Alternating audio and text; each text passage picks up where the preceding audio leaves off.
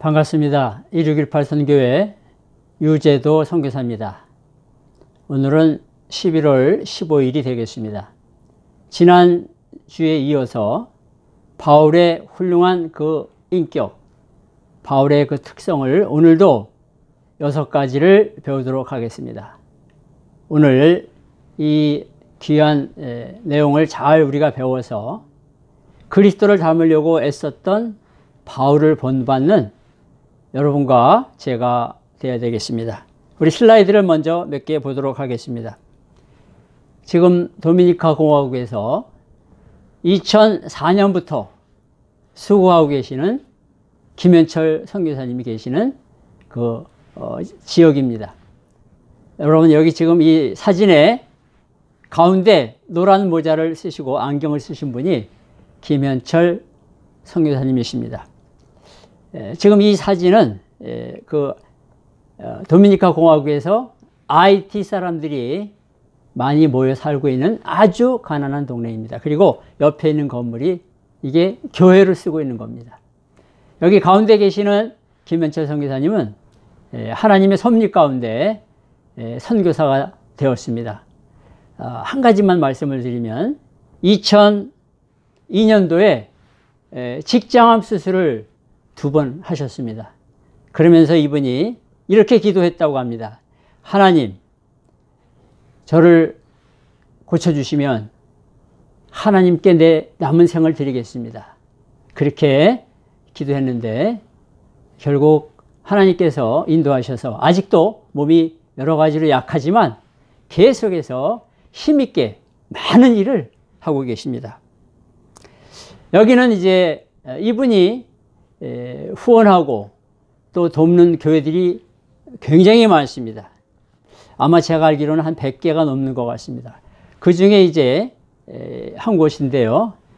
지금 스페니시 말로 이글레시아 미시오네라 헤스크리스도 이렇게 교회 이름이 적혀 있죠. 선교교회, 예수 그리스도 선교교회라는 뜻이고 그 아래 조그맣게 되어 있는 글자가 이제 후엔테 데 비다 이테르나 그건데요. 영원한 생명의 원천 이런 뜻입니다. Source of Eternal Life. 근데 그 교회 앞에서 찍은 것입니다. 이 사진은요, 이제 후원하는 어떤 교회를 통해서 이 지역에 이렇게 교회가 새로 이제 건축이 되고 이제 곧 하나님 앞에 감사 예배를 드리기 전인데 우리가 방문했습니다. 그래서 같이 찍게 되었습니다. 이런 바로 교회들이 많습니다. 이 교회는 앞으로 교회당을 짓고자 하는 개척교회 중에 하나입니다. 여러분이 천막이 쳐 있죠? 여기가 바로 교회입니다. 주일날 여기서 예배를 드리는데 여기를 방문해서 이제 후원자가 나타나면 바로 교회를 짓도록 하려고 기도하고 있는 장소입니다. 여기는요, 도미니카의 산토 도밍고에 센터가 있는데 센터에서 한 5분 거리에 떨어진 우리 한인 목사님이 목회하시는 현지 교회입니다. 이분은 아주 어렸을 때 이 중남미로 이민을 가셔가지고 하나님의 섭리 가운데 목회자가 되셨는데 이제 스페니시 말을 스페니시 사람처럼 합니다. 아주 그런 귀한 교회를 방문해서 주일 예배를 다른 이제 협력하시는 선교사님들하고 같이 드리고 있는 것입니다. 여기는 바로 아주 IT 분들이 모여 사는 가난한 동네인데 보통 이제 쓰레기들을 이 주변에다가 버리는 곳입니다. 거기에 교회가 세워졌는데요. 아이들과 같이 특별한 집회를 하고 있습니다. 그래서 이 아이들은 전부 IT의 부모들의 자녀들인데 부모들은 다 일가고 주로 아이들만 동네에 남아있는데 이렇게 성경을 가르치는 것입니다. 이곳은 이제 도미니카 이 산토 도밍고의 김철 선교사님이 운영하시는 그 센터에서 여러 가지 프로그램들이 열립니다. 그 중에 하나가 바로 이런 것들인데요. DTS라고 하는 프로그램에서 제가 한 주간 동안 강의를 하고 옆에 이제 반팔옷 블루 티셔츠 입으신 분이 스페니쉬 말로, 제가 영어로 강의하면 스페니쉬 말로 통역을 해주시는 분인데 아주 귀한 경험을 했습니다. 일주일 공부를 하고 이제 수료식을 할 때 그 학생들 중에 좀 몇 명이 빠졌는데요. 이렇게 같이 수료식 사진을 찍었는데 이 가운데는 이제 페루에서 온 학생도 있고 또 스페인에서 온 학생도 있고 한 그런 아주 귀한 모습들입니다. 너무나 보람이 있는 이런 가르침이었습니다.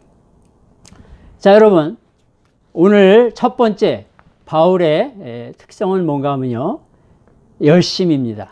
지칠 줄 모르는 열심, 영어로 fervency라 그럽니다.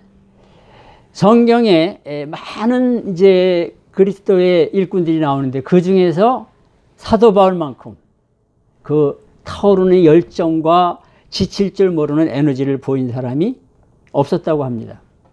여러분, 이 바울은요, 예수 믿기 전에는 아주 교회를 핍박하고 믿는 자들을 괴롭히는 일에 아주 온 힘을 다했는데 이제 예수 믿고 나서는 반대로 사람들에게 복음을 전해서 예수 믿게 하는데 아주 자기 생을 바친 그런 열심을 가진 사람이 된 것입니다. 그래서 이런 말을 했습니다. 내가 복음을 전할지라도 자랑할 것이 없으면 내가 부득불 할 일임이라. 만일 복음을 전하지 아니하면 내게 화가 있을 것이미로다. 고린도전서 9장 16절. 여러분, 복음을 전해야 된다는 아주 강한 관념, 그런 것들을 갖고 있던 사람이 바울입니다. 그래서 아주 열심으로 일을 했습니다. 그래서 이런 말을 했습니다. 헬라인이나 야만인이나 지혜 있는 자나 어리석은 자에게 내가 빚진 자라. 여러분, 남의 빚을 져본 적이 있습니까? 꼭 갚아야 됩니다. 이거 바울이 꼭 복음을 전하고 주를 증거해야 된다는 그런 강한 열정이 이 안에 들어가 있는 것입니다. 해도 되고 안 해도 되는 일이 아니었습니다. 그래서 바울이 이렇게 말합니다. 내가 모든 사도보다 더 많이 수고하였으나. 근데 이것을 우리가 오해하면 교만하게 들리는데 사실은요, 이것은 바울이 수고한 것을 사실을 알려주는 팩트라고 할 수 있습니다. 교만한 자기 자랑이 아니었습니다. 그래서 바울은 말합니다. 얼마나 열심히 주의 일을 했는지, 이를 위하여 나도 내 속에서 능력으로 역사하시는 이의 역사를 따라. 여러분, 바울 속에 성령의 그런 놀라운 임재 아시죠? 그리고 예수 그리스도의 인도하심. 그래서 힘을 다해서 수고한다. 그렇게 골로새서 1장 29절에서 말했습니다. 그래서 바울은 이렇게 말했습니다. 데살로니가 교인들에게 우리가 이같이 너희를 사모하여 하나님 복음뿐 아니라 우리의 목숨까지도 너희에게 주기를 기뻐함은 너희가 우리의 사랑하는 자 됨이라. 데살로니가전서 2장 8절에 나와 있습니다. 여러분, 그래서 바울의 사역은요, 뭐 아침 9시부터 저녁 5시까지 이런 식이 아니었습니다. 그냥 밤이나 낮이나 밤낮으로 주를 위해서 일하고 복음을 전하는데 열심을 낸 사람이 바울입니다. 그래서 밤낮으로 주의 일을 했다고 하는 말이 4번이나 나와 있습니다. 그 중에서 사도행전 20장 31절 첫 번째 나와 있는 걸 제가 읽어드립니다. 그러므로 여러분이요, 일깨어 내가 3년이나 밤낮 쉬지 않고 눈물로 각 사람을 훈계하던 것을 기억하라. 밤낮 쉬지 않고 주의를 했다고 고백을 했던 것입니다. 그래서요, 바울이 뭐라고 말하는가 하면 그리스도를 위한 삶이, 봉사가, 그리고 전도가 하나의 마라톤 경주다. 레이스라고 말했고요. 그 다음에 이제 파이트, 싸움이라고 그랬습니다. 여러분, 특별히 여기서 싸움은요, 이 박싱 경기를 가리키는 그런 의미가 있습니다.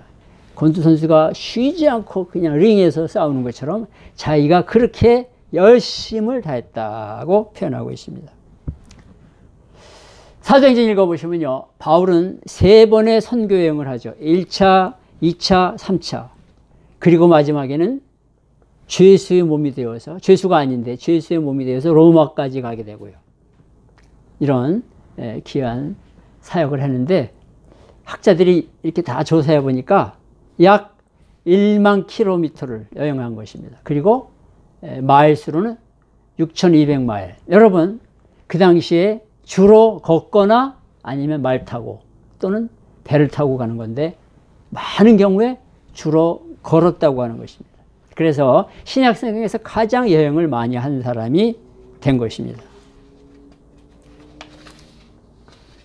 그런데요, 여러분, 이게 바울의 그 열심을 우리가 생각하면서 잊어버리지 말아야 될 것은 바울의 그 육체적인 몸의 상태입니다. 2세기경에 외경인 어떤 책에 이렇게 기록이 된 것입니다. 바울은 머리는 다 벗겨진 대머리고 다리가 이렇게 휘었고 그 다음에 체구는 단단한데 눈썹이 붙어있고 코가 휘었는데 그 다음에 몸 전체적으로 아주 그 친근함을 나타내는 작은 체구의 사람이라고 했어요. 이런 사람이 그 엄청난 6,200마일을 주를 위해서 복음을 전하고 교회를 개척하고 수고한 것입니다. 그리고요, 또 한 가지가 있습니다. 바울이 고린도후서 12장 7절에서 말했습니다. 자기 몸속에 육체의 가시가 있었다 그랬습니다. 영어로 a thorn in my flesh, 내 몸에 가시가 있었다 그러는데요. 여러분, 그게 과연 무엇이었을까? 학자들마다 조금씩 다른데요. 다 정합해보면 바로 이런 것들입니다. 바울은 그 몸의 가시, 어떤 학자는 간질 또는 안질, 말더듬이, 또 언어장애, 어떤 사람은 말라리아 열병, 어떤 사람은 히스테리 또는 편두통, 좌골신경통, 류마티즘. 왜 이런 것들이 생기는가 하면 바울은 담의 세계에서 넘어진 강한 빛을 보고 그것도 있지만 수많은 여행 가운데서 바울이 못 먹고 제대로 잠을 못 자고 여러 가지 감옥에 갇히고 이러면서 류마티즘, 그 다음에 신경통 이런 것이 생겼다는 것이죠. 그리고 난청, 귀가 잘 안 들리는 거예요. 그 다음에 나병일지도 모른다 또는 안질, 이런 것들 중에 한두 개일 것이다, 그렇게 보는 것입니다. 그런데도 온 힘을 다해서 그가 열정으로 주를 섬기고 달려간 것입니다. 우리가 본받아야 될 모습입니다. 그런데요, 여러분, 열심을 내는 것, 그것보다 더 우리가 기억해야 될 것은 고난 가운데서 열심을 낸 것입니다. 끈기, 고난 중에도 열심을 지속하는 것, 테너시티 이렇게 말하는데, 제가 한번 이거를 읽어보겠습니다. 바울은 결코 시련과 문제 때문에 열심을 포기하지 않은 것입니다. 장애물과 어려움에도 불구하고 계속해서 말씀을 전하고 봉사하고 가르치고 열심을 다한 것입니다. 이것이 우리가 반드시 기억해야 될 중요한 사실입니다. 끈기인 것입니다. 그래서 바울은 고난이 다가오고 박해가 있고 물리적인 위험, 그 물리적인 위험이라고 하는 것은 그저 몸과 육체로 당하는 어려움입니다. 그 다음에 사람들이요, 박수 쳐주는 것이 아니라 비난했죠. 수많은 질병이 다가오고 또 모욕을 당하고, 그 다음에 바울이 설교하고 가르치는 것을 그냥 공개적으로 반대하고 막 데모하고 그러는 것입니다. 그리고 정신적인 고통, 감옥에 수도 없이 이제 던져지고 이런 것을 겪었지만 결코 포기하지 않았습니다. Never give up. 결코 포기하지 않았습니다. 바울은요, 이방인들과 거짓 교사들과 믿지 않은 유대인들, 이 세 그룹에 의해서 많은 고난을 겪었습니다.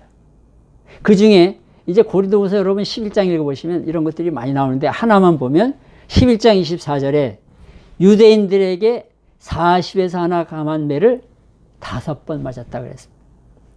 여러분, 구약의 율법에서 40대를 때리지 못하도록, 넘기지 못하도록 하니까 혹시 카운트하다가 40대를 넘길까봐 39대에서 쉬었다가 또다시 39대. 아주 교묘한 방법으로 때린 것입니다. 이렇게 무서운 육체적인 고난을 바울이 겪었습니다. 여러분, 바울은 바울서신 13권에서 2권 디모데전서와 디도서를 빼놓고 나머지 11권 그 내용 가운데 자신이 당한 곤난, 곤경, 반대를 언급했습니다. 그래서 그것을 다 모아봤더니 101개의 성경 구절, 바이블 벌스에 그런 사실이 나와 있습니다. 그 중에서 여러분 몇 개만 살펴보겠습니다. 고린도후서 7장 5절입니다. 우리가 마게도냐에 이르렀을 때에도 우리 육체가 편하지 못하여 사방으로 환난을 당하여 밖으로는 다툼이요 안으로는 두려움이 있었노라. 그렇게 표현했습니다. 고린도후서 7장 5절입니다. 또 바울이 에베소서 6장 9절에서 말합니다. 이 일을 위하여 내가 쇠사슬에 매인 사신이 된 것은, 쇠사슬에 묶였다고 말입니다. 나로 이 일에 당연히 할 말을 담대히 하게 하려 하심이라. 에베소서 6장 19절에 나와 있습니다. 골로새서 1장 24절. 나는 이제 너희를 위하여 받는 괴로움을 기뻐하고 그리스도의 남은 고난을 그의 몸된 교회를 위하여 내 육체에 채우노라 그랬습니다.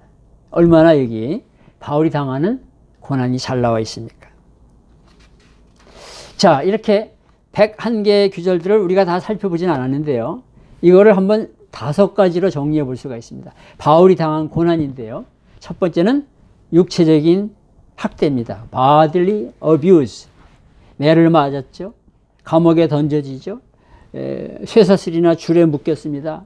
그 다음에 심하게 매를 맞았습니다. 아까도 우리가 보았던 것처럼 40에서 하나 감한 매를 5번, 뭐 그것만 맞았겠습니까? 그리고 돌에 맞았습니다. 또 배가 파손됐습니다. 쇠사슬에 묶였습니다. 이런 육체적인 어려움을 겪은 것입니다. 두 번째로는요, 육체적인 곤경들.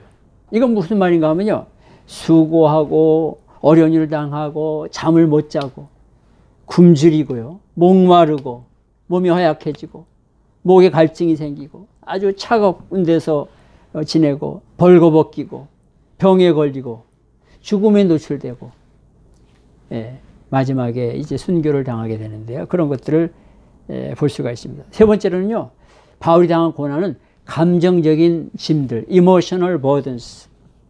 여러분, 육체적으로 고난을 겪어도 마음이 이렇게 고난이 없으면 덜한데, 바울은 감정적으로 고난을 겪었습니다. 비난을 가는 데마다 당했어요. 불명예를 겪었습니다. 중상모략을 당했습니다. 그 다음에 이제 쓰레기처럼 취급을 당했습니다. 범죄자로 취급을 당했습니다. 절망에 던져졌습니다.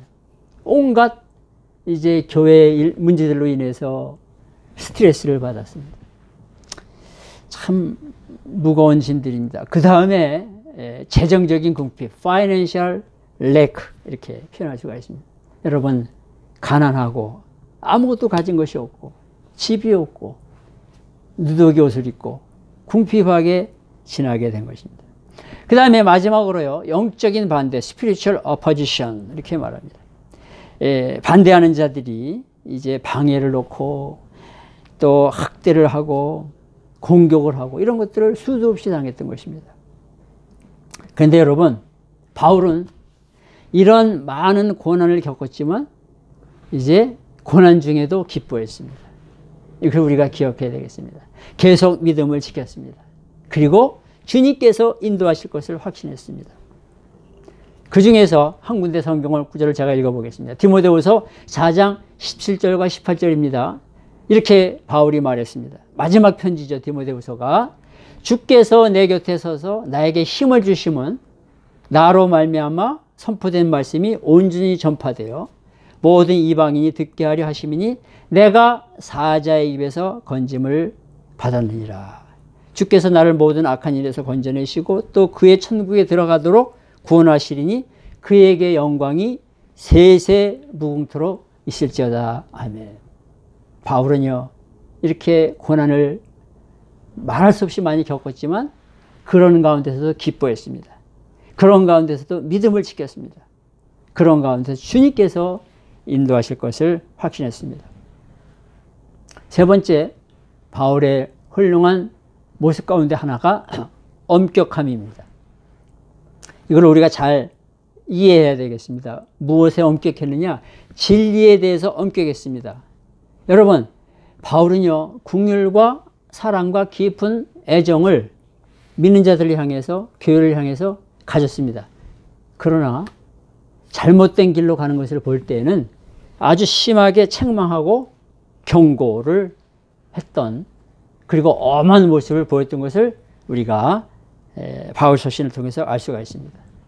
그래서 바울은 복음을 전해서 예수 믿게 된, 바울이 회심시킨 사람들의 그 생각과 삶에 어떤 문제가 발견되면 적당히 넘어가지 않았습니다. 그들과 대면했습니다.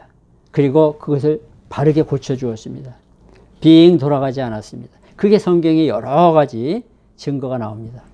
그 중에 하나가 갈라디아서 1장 7절에 이런 말을 했습니다. 다른 복음은 없나니 다만 어떤 사람들이 너희를 교란하여 그리스도의 복음을 변하게 하려 함이라. 그래서 아주 딱 강하게 경고한 것입니다. 그리고요, 바울이 역시 갈라디아 성도들에게 신앙생활을 잘 하다가 이단 선생들이 마치 마라톤을 뛰는데 앞에 끼어들어가지고 막 방해 놓는 것처럼 믿는 자들을 방해하고 있다고 책망했습니다. 갈라디아서 5장 7절에 나와 있습니다. 갈라디아서 5장 7절 제가 한번 읽어보겠습니다. 너희가 다름질을 잘하더니 누가 너희를 막아 진리를 순종하지 못하게 하더냐. 아주 무섭게 책망한 것입니다. 그 다음에요, 더 놀라운 말씀이 나오는데요. 그 중에 하나가 고린도전서 16장 22절입니다. 얼마나 이 무서운 말씀입니까? 만일 누구든지 주를 사랑하지 아니하면 저주를 받을지어다. 사랑과 긍휼과 아주 그 애정의 모습을 가졌던 바울의 입에서 진리에 어긋났을 때는 이렇게 무섭게 표현한 것입니다. 그러면서요, 고린도 교회가 문제가 많았죠. 두 번째 보낸 고린도후서 10장 6절에서 이렇게 말합니다. 너희의 복종이 온전하게 될 때에 모든 복종하지 않는 것을 버리려고 준비하는 중에 있노라. 바울이요, 고린도전서 여러분 그 교회의 많은 문제들을 향해서 이제 방향과 지시를 해주는 편지를 보냈는데도 사람들이 바뀌어지지 않으니까요, 복종하지 않는 사람들은 내가 찾아가서 가게 되면 다 벌을 주겠다. 무서운 말이죠. 치리하겠다, 이런 말씀입니다. 그래서요, 바울은 그런 모습을 보였습니다. 아주 진리에 대해서 단호했습니다. 성경의 갈라디아서 2장 11절과 14절에 보면 바울은 위선적인 행동을 보인 베드로가 바나바에게 영향을 미치자 베드로, 예수님의 수제자 베드로를 면전에서 책망을 한 것을 볼 수가 있습니다. 여러분, 참 놀라운 사실이죠. 여러분, 그래서 직접적으로 배우는 대상, 학생들 또는 이제 대상 선교지라든가 교회라든가 여러 곳에서 직접적으로 책망하는 게 결코 쉬운 일은 아닙니다. 그러나 만약에 배우는 사람들, 학생들이 하나님의 진리에서 멀어져서 죄에 넘어가고 죄로 빠지려고 할 때는 경고해야 됩니다. 책망해야 됩니다. 그리고 붙잡아 줘야 됩니다. 그것이 바울의 모습이었고 우리가 기억해야 될 모습입니다. 네 번째로, 바울이 이렇게 수많은 고난을 겪고 어려움이 많았는데도 그에게는 평온함이 있었습니다. 평강과 만족함, serenity, 아주 내적인 평안함이 있었습니다. 바울은 많은 어려움과 거짓 교사들로 인해서 정신적인 고통을 겪었지만 내적으로 평강과 주 안에서 만족함을 갖고 있었습니다. 여러분, 바울 서신 읽어보시면 그래서 평강을 기원한다, 이런 말들이 곳곳에 나옵니다. 그리고 또 너희들에게 하나님의 은혜와 평강이 넘치기를 바란다, 그러면서 끝이 나는 것을 볼 수가 있습니다. 대표적으로 갈라디아서 1장 3절, 갈라디아서 6장 18절에 그런 게 나옵니다. 1장 3절에 이렇게 나와 있습니다. 우리 하나님 아버지와 주 예수 그리스도로부터 은혜와 평강이 있기를 원하노라. 여러분, 바울 자신의 마음속에 평강이 없었다면 이런 말을 할 수가 없었을 거예요. 끝날 때도 갈라디아서 6장 18절에 말합니다. 형제들아, 우리 주 예수 그리스도의 은혜가 너희 심령에 있을지어다.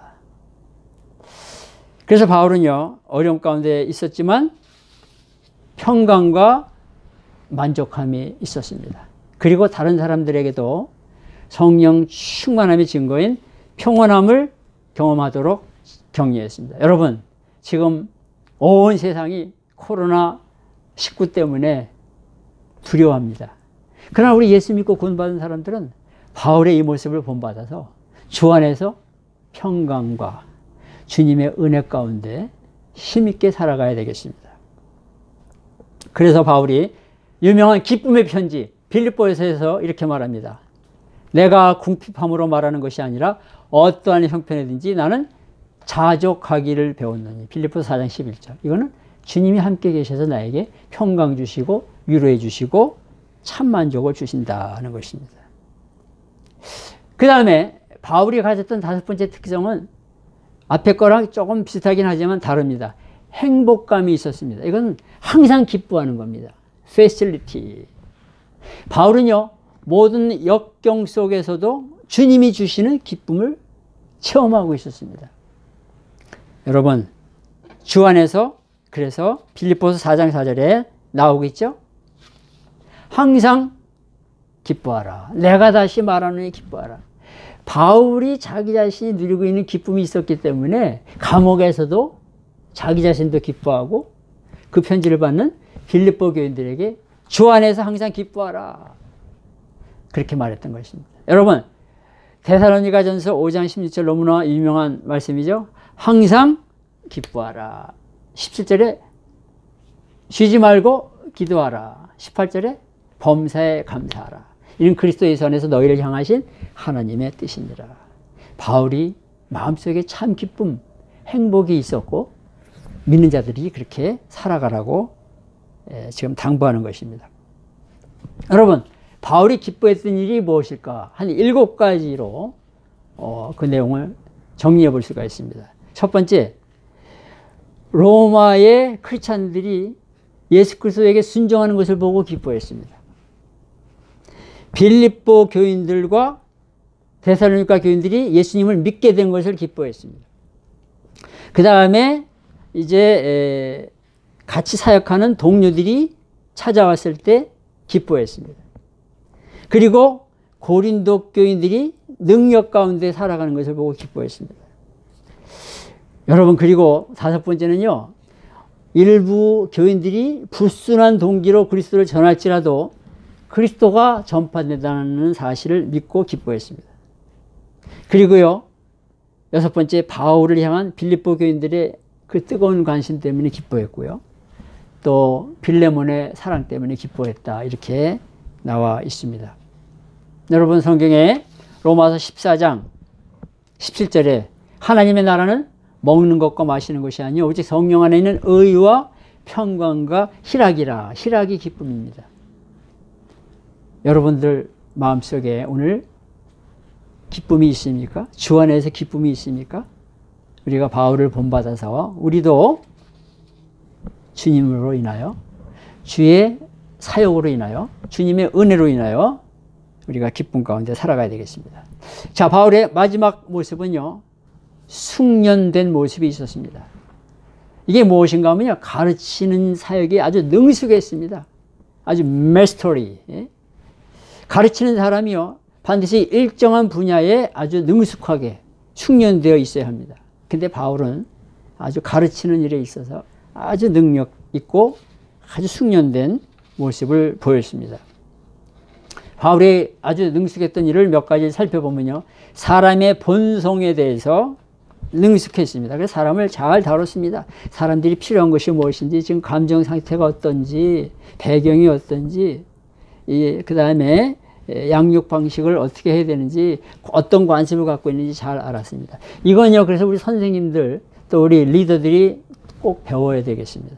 그래서 바울은 유대인이나 이방인 또 뭐 여러 가지 성향을 가진 아덴의 사람들 또 어떤 분봉 왕들 다양한 사람들, 심지어 선원들까지도 잘 이제 다루고 그들에게 사역을 할 수가 있었습니다. 두 번째로 가르친 장소들이 다양했습니다.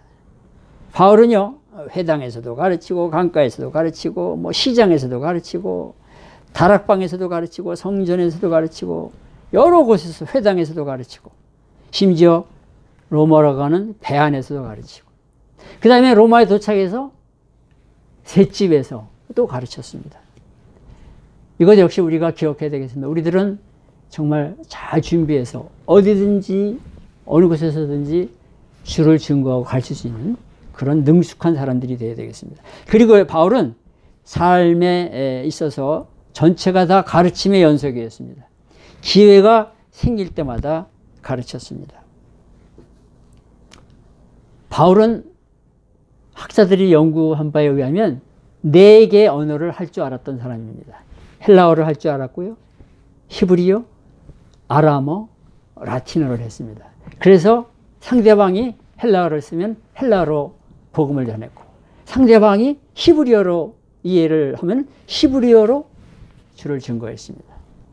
참 오늘 이것은 이 시대에 우리가 꼭 귀담아 두어야 될 말입니다. 노력을 많이 한 것이죠. 그 다음에 바울은요, 여러 관습과 종교적 신념을 잘 인식하고 있었습니다. 그리고요, 자기 자신이 무엇을 가르쳐야 되는지 또 누구에게 가르쳐야 되는지를 잘 알고 있었습니다. 많이 준비한 것이죠. 끝으로 바울은 신학적인 주제들에 대해서 아주 큰 숙련을 보였습니다. 앞으로 이거를 우리가 다시 또 한번 살펴보겠습니다. 다양한 주제들을 가지고 복음을 전하고 또 말씀을 가르쳤습니다.